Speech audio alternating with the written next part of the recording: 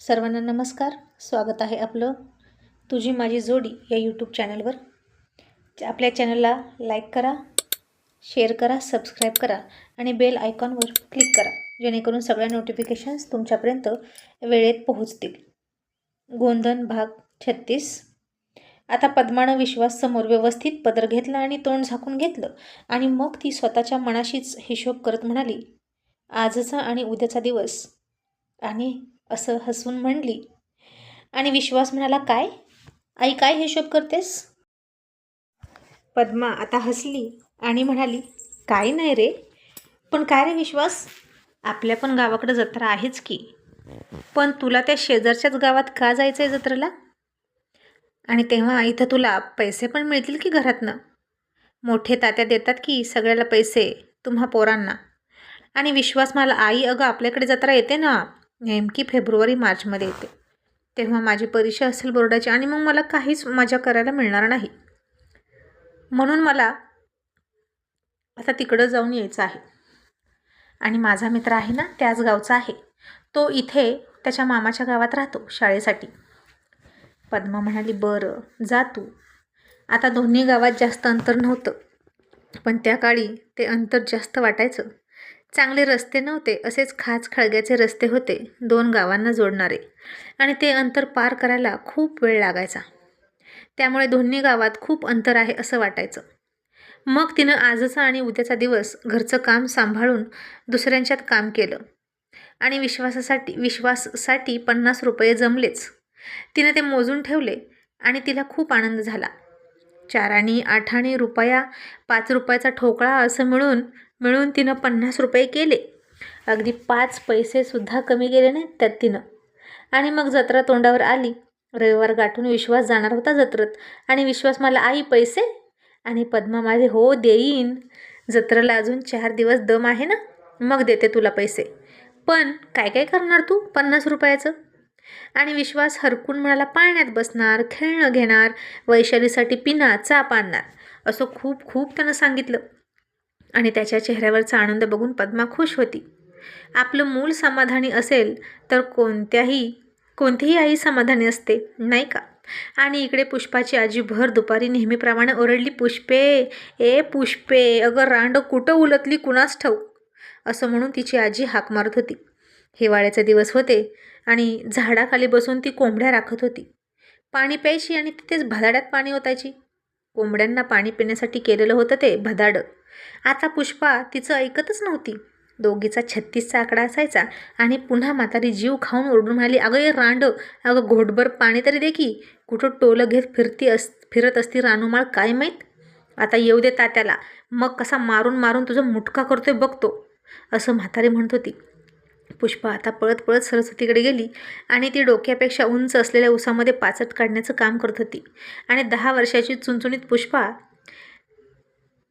तिच्या आईसाठी म्हणजे सरस्वतीसाठी तांब्या भरून पाणी घेऊन गेली आणि सरस्वती म्हणाली, पुष्पा अगं इथं कशाला आलीस? किती गरम होतं इथं, तू बाहेर जा. आणि आईच्या कष्टाची जाण असलेली पुष्पा म्हणाली, मग तुला गरम होत नाही का? घे की पाणी पी, मी तुझ्यासाठी पाणी आणलं. आणि ती आजी झाडाखाली बसून बसून नुसती पाणी मागते. मग तुला तर किती काम असतं गाई, तुला पण तहान लागत असेल ना? आणि सरस्वती हसली आणि म्हणाली, अगं पण मी तर पाणी मागितलंच नाही, तरी पण आणलंस का? असं म्हणून सरस्वतीनं तिच्या हातातून तांब्या घेतला. घटाघटावरून पाणी प्यायला लागली आणि अर्धा तांब्या शेजारणीला दिला. आणि शेजारची बाई पाणी पिऊन म्हणाली, पुष्पा लय चांगला नवरा भेटेल बघ तुला, पाणी पाजून पुण्याचं काम करते. आणि काय ग पुष्पा, आईची लय काळजी वाटते का? पुष्पा म्हणाली, मग आई आमच्यासाठी किती काम करते, किती कष्ट करते, मग तिची काळजी घ्यायला नको का? तिच्याकडे घरात कोणीच लक्ष देत नाही, सगळेजण काकीकडेच बघतात. आणि हे ऐकलं तसं सरस्वतीचे पाचट काढणारे हात जाग्यावर थांबले आणि तिला तिचं घर, तिचं सासर आठवलं. खरंच कोणीच तिची काळजी घेणार नव्हतं. लग्न झाल्यापासून तिची हीच परवड. नवरा होता उष्टुळीचा मुकादम, त्याचा मुकादमाचा रुबाब काय सांगावा. बाकी सगळ्यांना त्याचा फायदा होत होता, फक्त सरस्वती सोडून. आणि त्याचे पाय घरात कमी आणि बाहेर जास्त असायचे. वर्षातले 6 महिने तोडणीनिमित्त बाहेर असायचा, टोळ्या करायचा, ट्रॅक्टर करायचा, आणि उरलेले 6 महिने या ऊस तोडीतून झालेल्या ज्या ओळखी आहेत त्या जपत फिरायचा. आणि आता तर काय घरातच सवत करून ठेवली सरस्वतीनं. सरस्वतीसाठी त्यानं. आणि सरस्वतीनं त्याचा विषय सोडला आणि रिकामा पाण्याचा तांब्या सरस्वतीनं पुष्पाला हातात दिला. तिला जायला सांगितलं आणि पुष्पा पाचट काढायला लागली. आणि छोटी पुष्पा तिच्या आईला म्हणाली, आई, रान म्हणजे काय गं? सांग की मला एकदा तरी. तसं सरस्वतीचे हात जागेवर थांबले. तिच्या डोळ्यात टचकन पाणी आलं. कारण रान पण काय असतं हे तिनं खूप जवळून अनुभवलं होतं. नवरा असूनसुद्धा तो नाहीच, त्याचं सुख आपल्या वाट्याला नाही असं समजून रंडीचं आयुष्य ती जगत होती. आणि सरस्वती पुष्पाला म्हणाली, कशाला असले शब्द बोलतेस? जा तू. पुष्पा म्हणाली, मग आजी सारखी मला याच नावानं का हाका मारते? आणि सरस्वतीला आता तिच्या सासूचा राग आला, पण ती तिला काहीच बोलू शकत नव्हती. तरी पण तो राग आवरत सरस्वती पुष्पाला म्हणाली, तू आजीचं काम ऐकलं नाहीस का? पुष्पा म्हणाली, ती मला पाणी मागत होती, पण नीट म्हणावं ना. पुष्पा पाणी दे तर शिवी देऊन म्हणाली, शिवीशिवाय पाणी पित नाही आजी. मग बस बोंबलत म्हणलं, मग मी दिलंच नाही पाणी. मरू दे तशीच थेरडी कुठली. आणि आई काकी दिवसभर झोपलेली असते घरात. ती आम्हाला घरात येऊ पण देत नाही. कधी कधी तात्यासुद्धा असतात. कधी कधी लाडाने त्यांच्याकडे जावं म्हणलं तर काकी हाकलून देते. आजीला पाणीसुद्धा देत नाही. काका कुठं असतील गं? काका असते तर काकी इतका आगाऊपणा करत बसली नसती. आता पुष्पाचे अनेक प्रश्न होते आणि त्या एकाही प्रश्नाचं उत्तर सरस्वतीकडे नव्हतं. जना तिची धाकटी जाऊ लग्न होऊन घरात आली आणि तिच्यावर शिरजोर करायला लागली. अगदी सवत नसली तरी सवतीसारखीच राहत होती.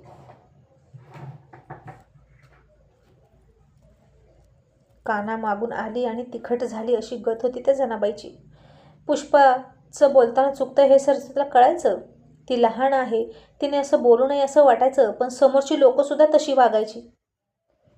पण सरस्वतीचा स्वभावच असा होता की तोंड उचलून कोणाला बोलू शकत नव्हती. पुष्पा मात्र बोलायची, आईच्या बाजूने बोलायची. त्यामुळे सरस्वतीचाही नाईलाज व्हायचा. ती पुष्पाला तू त्यांना बोलू नको असं सुद्धा म्हणू शकत नव्हती. आणि आता सरस्वती पुष्पाला म्हणाली, जाऊ दे पुष्पा, तू लक्ष नको देऊ, तू घरी जा. आणि नेहमीसारखं सरस्वतीनं ते सगळे विचार झटकून दिले. आणि विचार करून तरी काय करणार? कुठं जाणार? पदरात 3 मुलं, मोठे 2 मुलगे आणि छोटी पुष्पा. आणि आता गावची जत्रा जवळ येतच होती. त्याआधी दिवाळी येत होती आणि पुष्पाच्या पोटात गोळा येत होता. सगळे खुश होते. बारकी बारकी पोरं तर नाचतच होती जत्रा आहे म्हणून. शिंप्याकडे जाऊन झेंडे पताके शिवून घेतले जात होते देवाच्या देवळाभोवती लावायला. पण पुष्पा मात्र हादरली होती. कारण तिची आई आणि तिचे भाऊ यंदा तिला दरवर्षीप्रमाणे यावर्षीसुद्धा ओढत ओढत घेऊन जाणार आणि गोंधन काढायला बसवणार, ते पण जबरदस्ती. म्हणून ती घाबरली होती. आणि पुष्पा सरस्वतीला म्हणाली, आई, मी मामाच्या गावाला जाऊ का गं दिवाळीला? मामाला सांग की मला घेऊन जायला. आता ती अशी म्हणत होती कारण तिला जत्रा टाळायची होती. पण सरस्वती पुष्पाला कुणाकडे सोडत नव्हती. त्या नंदच्या पोरानं गणानं तसं केल्यापासून तिला आता कुणावर विश्वास नव्हता. आणि सरस्वती म्हणाली, पुष्पा, तुझं काय चाललंय कळतंय मला, पण माझी बाय गोंधन काढावं लागतं. अगं तू गर्दीत कुठं हरवली तर कसं ओळखायचं तुला सांग बरं आम्ही? आणि कोणत्या धर्माचे आहेत ते कसं ओळखायचं? तुझ्या कपाळाला गोंधन नसलं आणि कुणी मुसलमान येऊन घेऊन गेला तुला तर? आणि म्हणाला की ही पोरगी आमचीच आहे तर कसं होईल? म्हणून हातावर कपाळावर गोंधन असलेलं बरं असतं. आता पुष्पा सगळं ऐकून घ्यायची, पण तिला करायचं आहे तेच करायची. मग आता दिवाळी आली. सरस्वतीनं बाजार केला पोरांसाठी. दगडाने फोडायच्या फटाक्याच्या डब्यासुद्धा आणल्या. दत्तू पिस्तूल मागत होता म्हणून पिस्तूल पण आणला. संतूसुद्धा घरी आला सुट्टीला. सरस्वतीने पोरांच्या मदतीनं कानवलं, कापण्या, चिवडा, लाडू एवढं केलं. जना मात्र माहेरी गेली होती आणि चंद्रभान कुठे फिरत होता काय माहीत. मग आता जत्रा आलीच आणि पहिलाच दिवस होता शनिवार. आता लहान पुष्पा फक्त 10 वर्षाची आणि गोंधनाचा आणि नवऱ्याचा काय संबंध तिला कळतही नव्हतं आणि ती लपून बसण्याच्या तयारीत होती. मग मोठ्या मोठ्या उसात वगळीला ती लपून बसायची आणि तिचे दोन्ही भाऊ तिला शोधत फिरायचे. आज सरस्वती म्हणाली, दत्तू, संतू, पुष्पा कुठे गेले? तिला घ्या आणि चला जत्रत. मी निवद दाखवते, तोवर तुम्ही तिला धरून ठेवा. आणि हे ऐकलं पुष्पा पळत पळत गेली आणि वगळीला जाऊन बसली. संतू म्हणाला, आई, अगं पुष्पा घरात नाही, ती पळून गेली. आणि सरस्वतीला तिचा खूप राग आला. तिनं हातात काठी घेतली आणि तिला सगळीकडे शोधली. 5 वर्षापासून पोरी गोंधन काढत होत्या आणि हिला 10 वर्ष झाली तरी गोंधन काढायला नकोच म्हणते. आता बास झालं तिचं ऐकणं. गोंधन काढायचं म्हणजे काढायचं असं म्हणून सरस्वती दत्तू आणि संतूला तिला शोधून आणायला सांगितली. आणि दत्तू संतू वड्यानं वगळीनं पुष्पाला शोधत होते. पण हट, पुष्पा सापडली नाही, कारण सापडण्यासाठी ती लपून बसलीच नव्हती. ते दोघे दमून आले आणि म्हणाले, आई, पुष्पा नाही सापडली, आम्हाला तर जाऊ दे की जत्रेत. सरस्वती आता चिडली. नैवेद्याचं ताट हातात घेतलं, डोक्यावर पदर घेतला आणि पोरांना म्हणाली, चपला घरात ठेवा, जत्रेत घालू नका. देवळाच्या बाहेर काढल्या तर चोरीला जातील. मग सगळेच चपला घरात ठेवून अनवाणी जत्रेत पुष्पाला न घेताच गेले. आणि आता संध्याकाळ झाली तरी पुष्पा घरी आली नाही. पण आता रात्र होईल तसतशी तिच्या वस्तीवर पुष्पा हळूहळू यायला लागली. घराच्या भिंतीच्या आडून आडून लपत लपत येत होती आणि तिनं बघितलं तर तिच्या घरामध्ये ढणाढणा पेटणारा रॉकेलचा दिवा तिला दिसत होता. म्हणजे आई अजून जागी होती. आणि पुष्पा हळूहळू तिथं यायला लागली आणि तिचा पाय वाळल्या पाचल्यावर पडला आणि कडकड असा आवाज आला. आणि दत्तू हळूच सरस्वतीच्या कानात म्हणाला, आई, पुष्पा आली. आणि डबा धरून बसलेली पुष्पा वाट बघत होती की तिची आई तिच्या समोरून येईल. पण आता सरस्वतीसुद्धा उठली.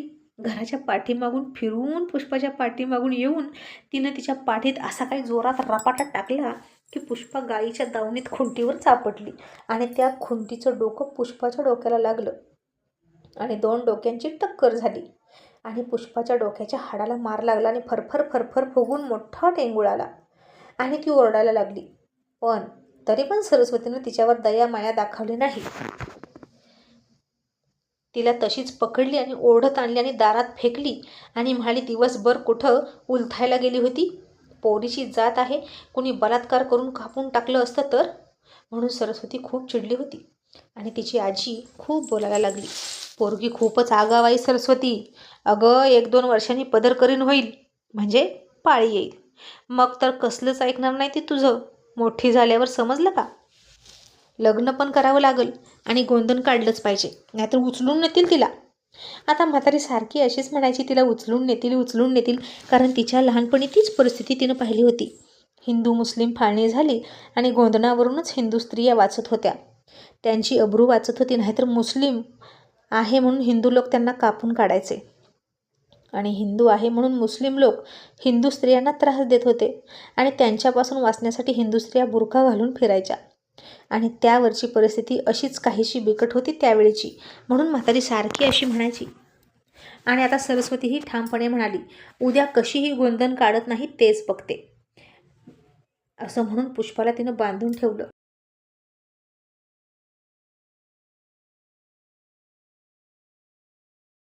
आणि गोरी गोमटी पुष्पा तिच्या गोऱ्या विशाल कपाळावर तो काळा डाग येणार म्हणून घाबरली आणि रडायला लागली. आणि ती जेवायला नको म्हणाली, रुसून बसली. मग सरस्वतीनं तिला पायाला घट्ट बांधलं होतं दावं, हातही बांधले होते, पण जेवणापुरते तिचे हात सोडले आणि म्हणाले, 10 मिनिटे देतो तुला, जेवण कर, नंतर लगेच हात बांधणार तुझे, मर उपाशी. तिला बघून दत्तू हसत होता. त्यानंच नाव सांगितलं होतं पुष्पाचं आणि आता तिचं नाव सांगणाऱ्या दत्तूवर पुष्पा खूप चिडली. जेवलीच नाही ती आणि तशीच हातापायाचा मुटका करून हातपाय बांधलेल्या अवस्थेत झोपली. आणि उद्याचा दिवस उजाडू नये असं तिला वाटत होतं. पण इकडे 16 वर्षाच्या विश्वासला मात्र उद्याचा दिवस कधी उजडतोय असं वाटत होतं. आणि तो लवकर झोपला जत्रेत जाऊन मज्जा करण्यासाठी. आणि पुष्पाची मात्र झोप उडाली होती. मग आता जत्रेत होईल का पुष्पा आणि विश्वासची पहिली भेट? आणि कशी असेल त्यांची पहिली भेट पाहणं इंटरेस्टिंग असेल. Thank you so much.